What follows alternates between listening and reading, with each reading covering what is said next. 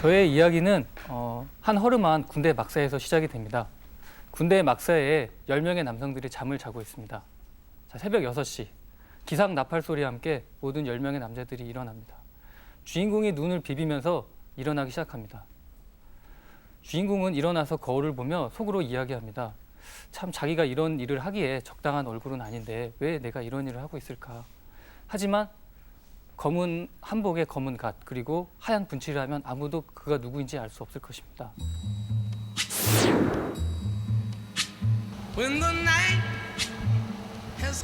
이승에서 나의 유일한 취미는 바로 오토바이를 타는 것.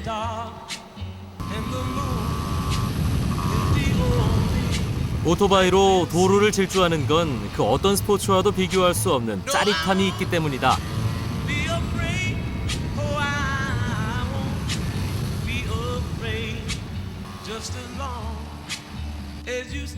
하지만 나의 그 각별한 취미 때문에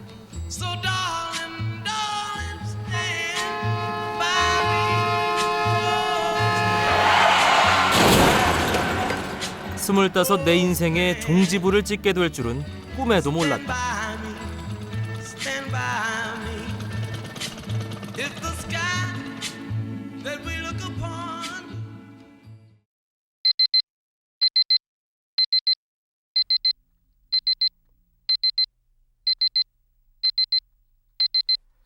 새벽 6시 기상을 알리는 알람 소리와 함께 오늘도 팍팍한 하루가 시작된다.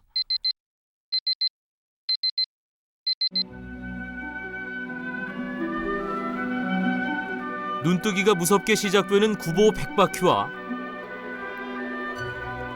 체력 단련 체조 200회 반복. 이것이 생전 게을러서 운동이라고는 모르고 살던 나의 아침 일과다. 그리고 또다시 밤늦게까지 계속되는 공부. 누가 보면 고시 준비라도 하는 줄 알겠지만 사실 나는 저승사자 사관학교에 간입학한 저승사자 준비생이다.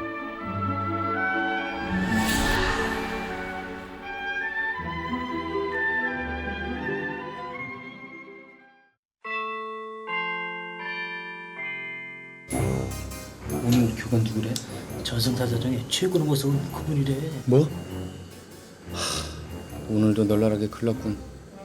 아니 근데 그분 타고난 저승사자 같지 않아? 한 번도 웃는 걸 본 적이 없다니까. 누가 그러는데 그분 잘 때도 하얀 분칠을 안 준다고 하던데? 생각만 해도 닭살이다. 이곳의 사관생도들은 1년간 최고의 저승사자들로 구성된 교관들에게 혹독한 가르침을 받게 된다.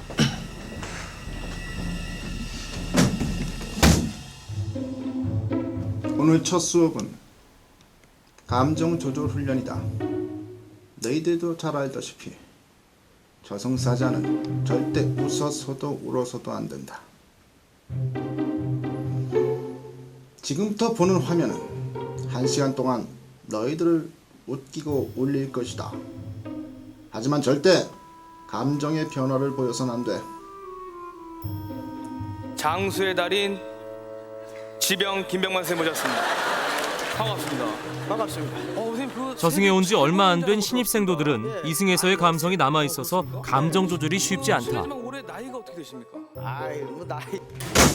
나! 도대체 몇 번 웃는 거냐? 지옥에는 떨어진 녀석이 이런 데로 가니 옥황상제님은 면접을 어떻게 본 거야?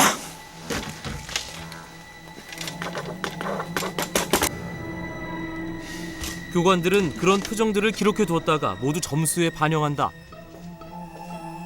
나는 첫 수업부터 낙제 위기에 놓인 상태다. 네가 참아야지. 저승사자 그때까지 어쩌겠냐?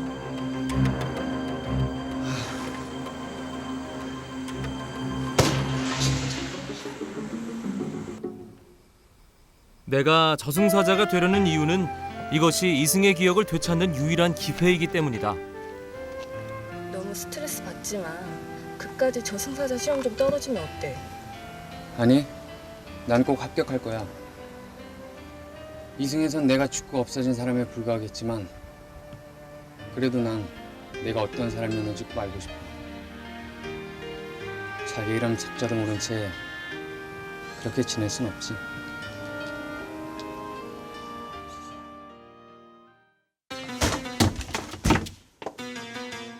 우리가 하는 일은 사람의 생과 사를 다루기 때문에 한치의 실수도 용하지 않는다. 그럼에도 불구하고 저승에서도 1년에 2-3번씩 꼭 다른 영혼을 데려오는 사고가 발생한다. 오늘은 감정 조절 수업에 이은 두 번째 수업은 사고 사례 교육. 예방법에 대해서 배워보도록 하겠다. 첫 번째로 저승사자들에게 가장 빈번한 실수는 동명이인을 데려오는 경우다. 김영희, 김철수, 김은정 이 이름의 특징들은 전부 흔하다는 것이다.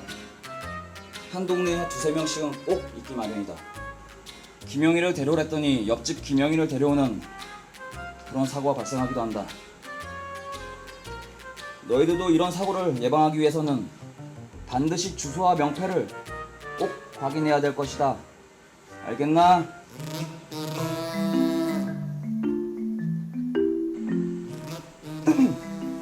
자, 조용!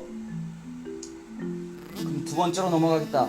두 번째는 한문을 잘못 읽어서 영혼을 잘못 데려오는 경우다.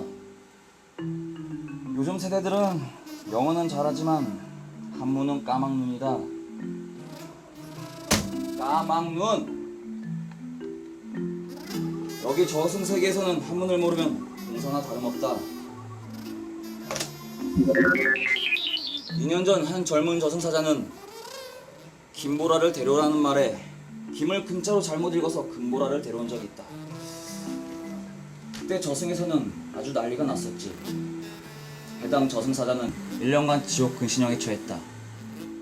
그 사건을 계기로 한문학습이 대폭 강화되었지. 너희들도 그런 실수를 범하지 않기 위해서는 한문 공부를 열심히 하기 바란다.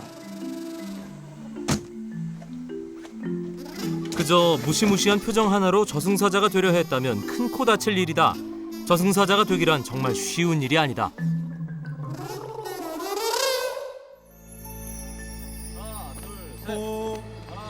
이승과 저승을 하루에도 몇 번씩 오가기 위해 체력은 필수. 그래서 저승사자 준비생들에게 고된 운동과 훈련은 연일 계속된다.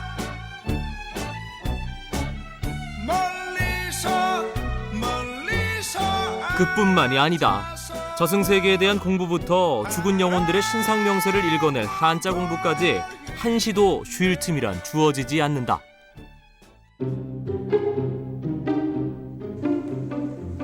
어느덧 시간은 흘러 저승사자가 되기 위한 최종 시험만을 남겨둔 상태.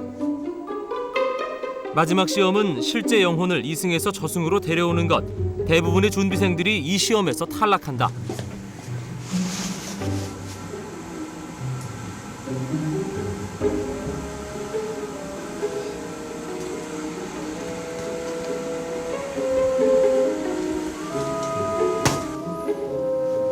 눈을 감아라.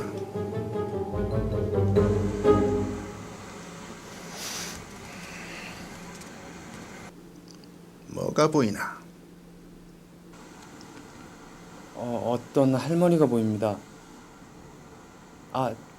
자세히 보니 할머니는 아닌데 고생을 많이 해서 늙어 보이는 것 같아요. 건물 화장실 청소를 하는 것 같은데 교관이 보여준 사람은 건물 청소부로 보이는 나이든 여인. 연세도 많은데 저렇게 고생하는 어머니를 위해 중학생쯤으로 보이는 딸이 도시락을 싸온 모양이었다. 딸로 보이는 다정해 여자가 보이지만 도시락을 형편이 싸왔나 어려운 봐요. 가족 같았다. 근데 계속 보니 좀 불쌍한 가족 같기도 해요.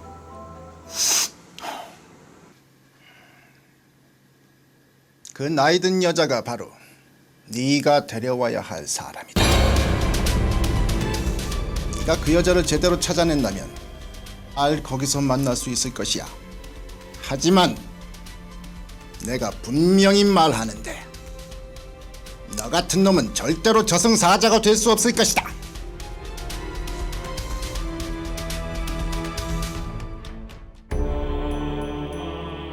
교관의 말이 끝나고 나는 안개가 자욱한 강가를 거닐고 있었다. 한 치 앞도 보이지 않는 막막한 길. 저승사자의 일이란 죽은 영혼을 저승까지 안전하게 모셔오는 것.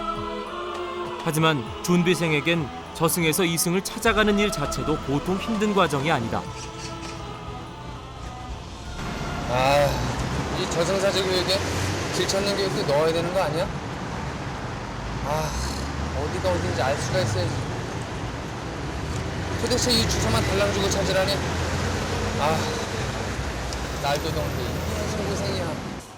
누군지 얼굴은 보이지 않지만 여러 사람들이 웅성웅성대며 왔다 갔다 하고 있습니다.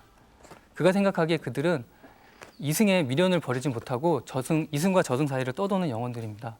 대개 영혼이 죽게 되면 그 영혼을 안전하게 저승으로 데려가는 것이 저승사자의 임무인데, 이 영혼들은 이승에 너무 미련이 많이 남아 저승으로 가려 하지 않는 사람들입니다.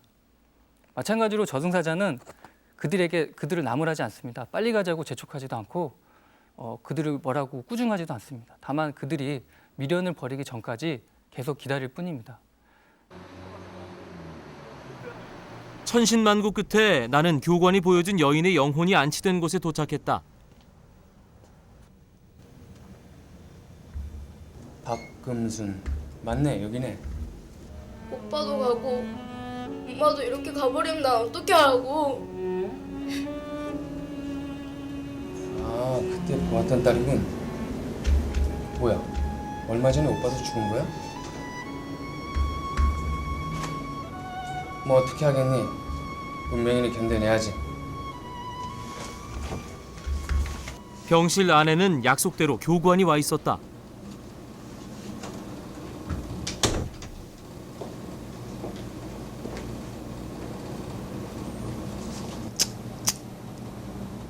오늘이 마지막이란 걸 아는가?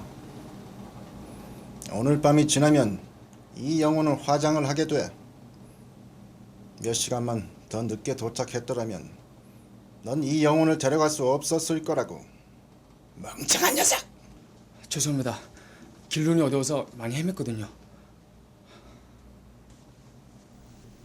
최종 시험 통과가 눈앞에 온 상황. 이제 이 여자의 영혼을 깨우고 저승으로 데려가기만 하면 최종 시험 합격이다. 정말로 이 영혼을 깨울 수 있겠는가? 왜 이래요? 난 이 테스트에 꼭 합격해야 된다고요. 이선종, 이게 너의 이름이다. 넌 1년 전 오토바이 사고로 즉사했다. 그리고 여기 있는 이 여인 박금수는 너의 어머니야. 네 어머니의 이 영혼을 저승으로 데려가는 것, 그게 바로 너의 최종 시험이다. 내 앞에 누워있는 사람은 여동생을 남겨둔 채 생을 마감하고 있던 내 어머니였던 것이다. 이승에서의 기억이 되살아나자 저승사자의 일을 도저히 해낼 수 없을 것 같았다. 자, 어서 이 영혼을 깨워서 시작해. 네가 이 슬픔을 겪어내고 이 영혼을 저승으로 데려갈 수만 있다면 넌 네가 원하는 대로 진정한 저승사자가 될 수 있을 것이다. 뭐? 진정한 저승사자? 시험관, 당신 같으면 그럴 수 있어? 눈 하나 깜짝 않고 당신 가족의 영혼을 데려갈 수 있겠냐고! 나 말인가? 나도 예외는 아니었어. 10살 배기 아들의 영혼을 저승으로 데려오는 것, 그것이 교관의 최종 시험이었다. 당시 너무 어렸던 아이는 저승사자가 뭔지, 그들이 이끄는 세상이 어디인지도 모른 채 쉽게 그의 뒤를 쫓아왔었다.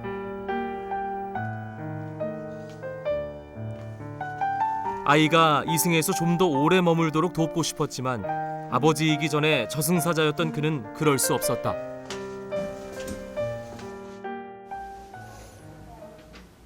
그때부터 난 마음속으로 우는 방법을 깨달았지. 저승사자가 항상 하얀 얼굴과 무표정한 것은 사람들을 겁주려는 게 아니야. 오히려 그들이 마음의 준비를 할 수 있도록 도와주는 것이라고. 만약 우리가 그들의 말을 호응해 준다면 그들은 이승에 더 많은 미련을 가질 테니까. 그때 나는 다시 한번 깨달았다. 나에겐 이 순간을 바꾸기 위해 할 수 있는 일이 아무것도 없다는 사실을. 그저 어머니의 영혼이 이승을 떠날 마음의 준비가 되기를 기다려주는 것이 전부란 걸 말이다. 아유, 사장님, 저에게 시간을 좀 주세요. 1년, 아니, 한 달만이라도 좀 주세요. 저희는 겨우 중학교 3학년이에요. 제가 가면 아무도 없어요. 아유, 사장님, 제 딸에게 인생 사는 법을 알려줄 시간을 좀 주세요. 아유, 제발 부탁이에요, 사장님. 사장님.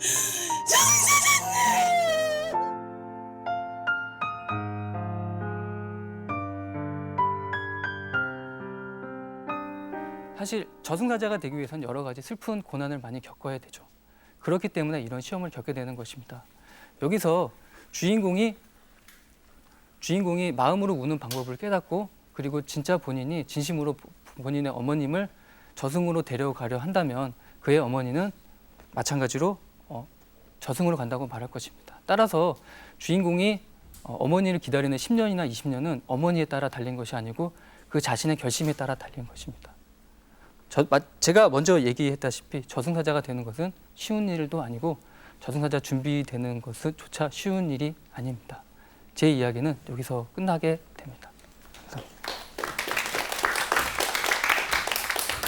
수고하셨습니다.